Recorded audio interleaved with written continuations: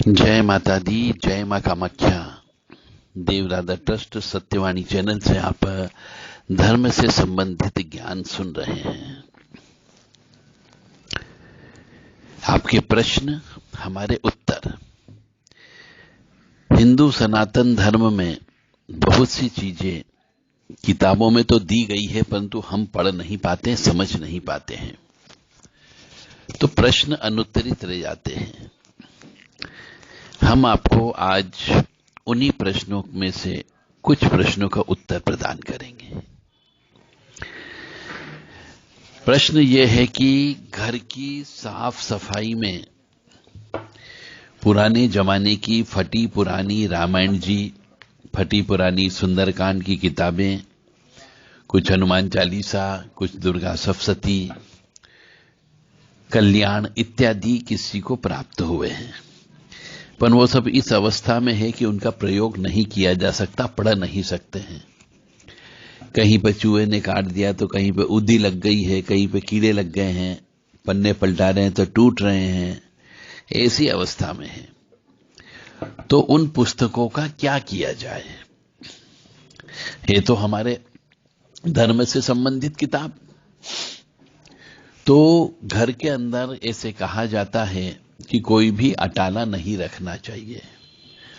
तो जब हम सफाई करते हैं तो घर की सफाई के दौरान जो भी धार्मिक पुस्तकें निकलती है जो आपके काम की नहीं है या आप उसे पढ़ना नहीं चाहते हैं, परंतु उसको पढ़ा जा सकता है, मतलब कोई व्यक्ति उसका प्रयोग कर सकता है, टूटी फूटी न हो, कटी फटी न हो, अच्छी हालत में हो, तो उस किताब को पॉलीथीन में रख करके किसी मंदिर में रखवा देना चाहिए। यानी देवी जी से संबंधित यदि कोई किताब है तो देवी जी मंदिर में जाकर के रख दे, पंडित जी या कोई न कोई तो उस किताब को पढ़ेगा ही पढ़ेगा। यदि शिव जी से संबंधित हो तो शिव जी मंदिर में जाकर के रख के आ जाना चाहिए, बशर्ते कि किताब कटी फटी नहीं हो और पढ़ने जैसी हालत में हो। तो यदि श्री हरि विष्णु से संबंधित कोई किताब है तो आप श्री कृष्ण जी के मंदिर में जाकर के रख के आ सकते हैं। और कुछ किताबें ऐसी हालत में हैं कि जिनको पढ़ा ही नहीं जा सकता, कट गई, फट गई, जल गई, आधी जली हुई है, कीड़े लग गए हैं, तो इन किताबों का विधिवत रूप से पूजन अर्चन करने के बाद में घर में ही एक बड़े भगोने में तगारी में पानी लेकर के उसमें डुबो दें। जब वो सब किताबें पूर्ण रूप से गल जाए पानी में, चाहे आप गुनगुना पानी करके डाल सकते हैं, गर्म पानी में डाल सकते हैं, जो वो किताबें पूर्ण रूप से गल जाती है तब उनको ले जाके किसी पीपल के वृक्ष के नीचे आप डाल सकते हैं। उनको गटर में नहीं डालना चाहिए, पुलिया के नीचे नहीं डालना चाहिए, नाले में नहीं डालना चाहिए। बहता पानी हो, यदि आपके आसपास में कोई नहर चल रही हो तो उसमें डाल सकते हो, कोई बहता पानी कोई नदी हो उसमें आप डाल सकते हो। यदि कोई तालाब है आपके पास में तो उस तालाब में भी डाला जा सकता है।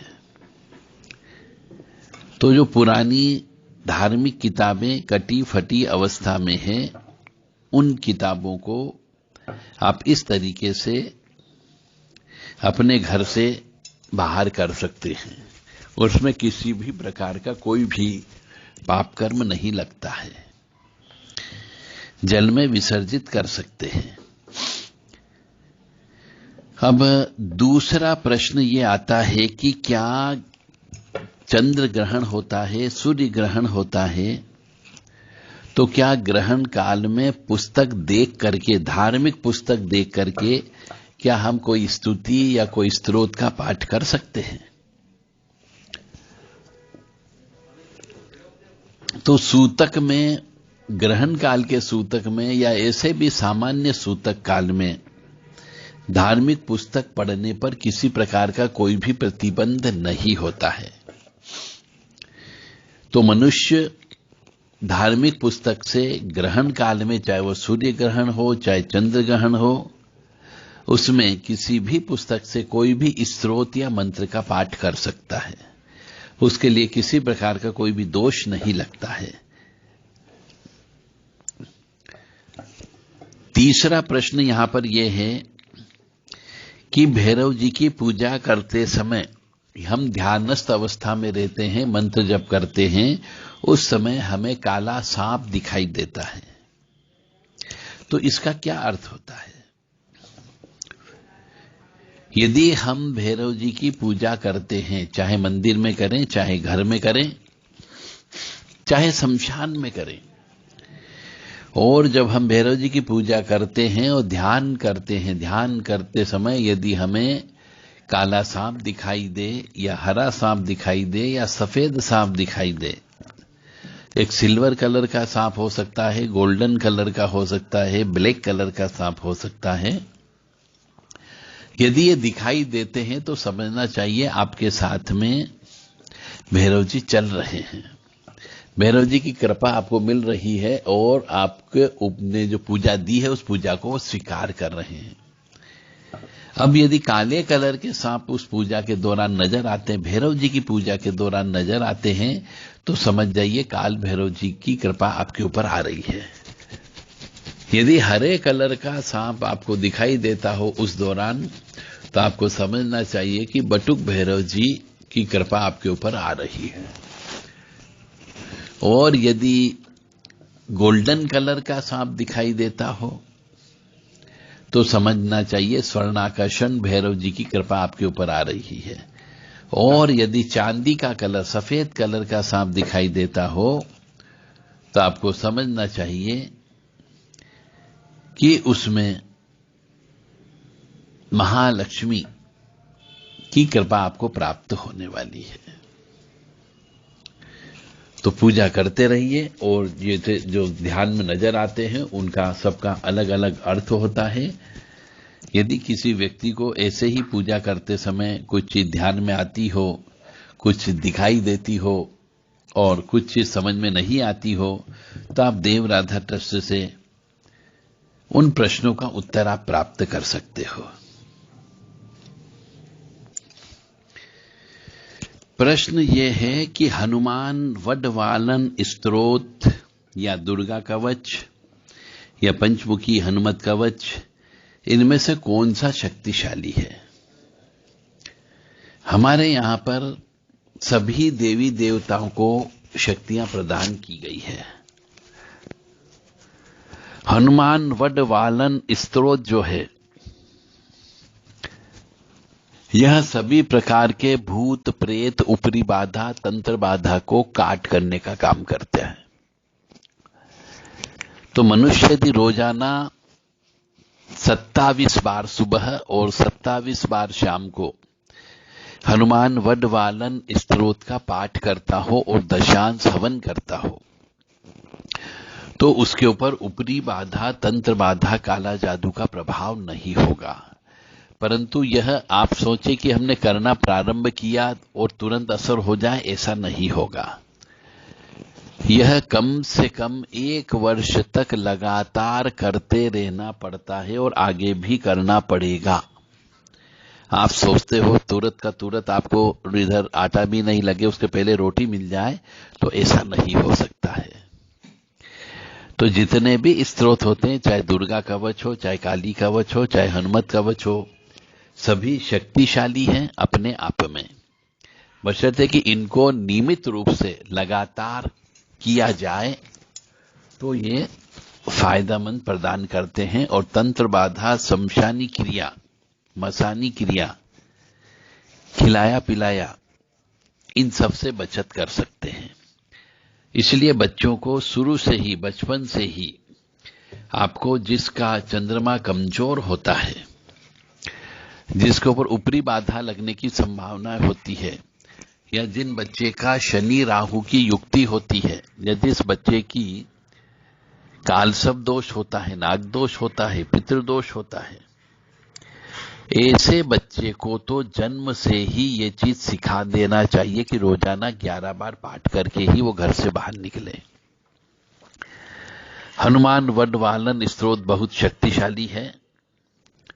इसका हवन जो होता है वह गूगल और घी मिला करके करना चाहिए। इसी प्रकार से दुर्गा कवच हो गया, हनुमत कवच हो गया, काली कवच हो गया, सभी अपने आप में एक से बढ़कर एक शक्तिशाली है, सबका अपना अस्तित्व है, परंतु आपको किसी एक के ऊपर भरोसा करके चलना है।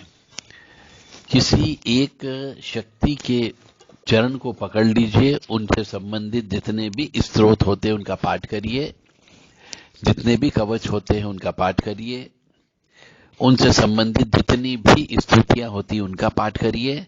निश्चित तौर से आपके जीवन में अच्छा ही होगा। तो इनका, काली जी का, हनुमान जी का, भैरव जी का और दुर्गा जी का ये कवच या स्त्रोत का पाठ करने से शमशानी क्रिया में काट होती है, मसानी क्रिया में भी काट होती है। और यदि किसी को सूखिया मसान लग गया हो या खिला पिला दिया गया हो, तो सबसे पहले ये सब कवच का पाठ कराने के पहले या करने के पहले उनको निकलवाना पड़ता है। किसी अच्छे योग्य व्यक्ति के पास जाकर के आप निकलवाइए, उसके बाद में पाठ करना प्रारंभ करिए। या फिर बचपन से ही आपको मालूम होना चाहिए कि किस बालक के ऊपर तंत्र विद्या होने की संभावना है, या किस बालक के ऊपर पिछले जन्म के कर्म के अनुसार प्रेत बाधा लगने की संभावना है।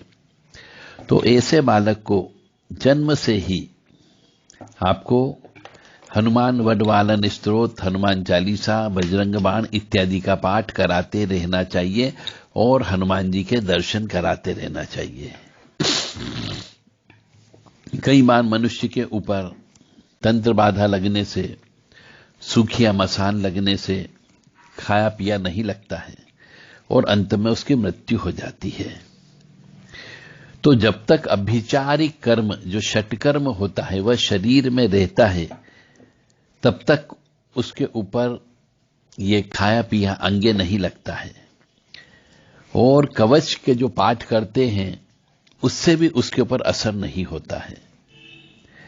तो अभिचारिक कर्म को पहले अभिचारिक कर्म काटने वाले मनुष्य के पास जाकर के तंत्र की काट करवाना चाहिए।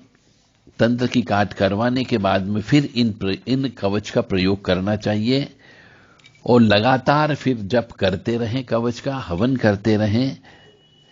कुछ लोग आपको ऐसे मिल जाएंगे जो कहेंगे कि साहब कवच का हवन नहीं होता है।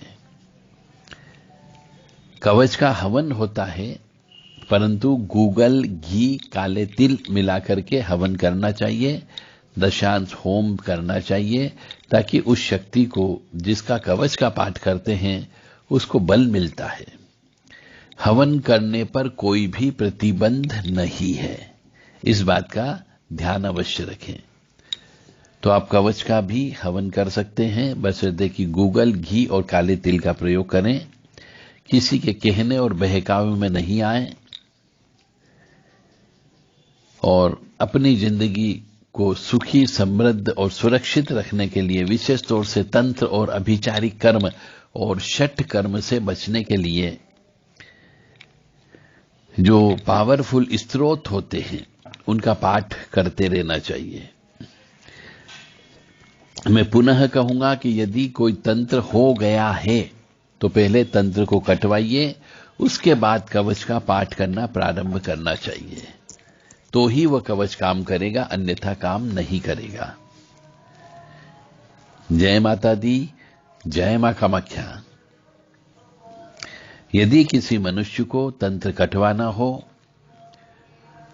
तो देव राधा ट्रस्ट सत्यवाणी चैनल से संपर्क कर सकते हैं। अपना पूरा नाम, पूरा पता, phone number, mobile number, pin code number और फोटो, आधार कार्ड भेज करके समय ले लें, ताकि उसके बारे में उचित निर्णय लिया जा सके। जय माता दी, जय मां कामाख्या।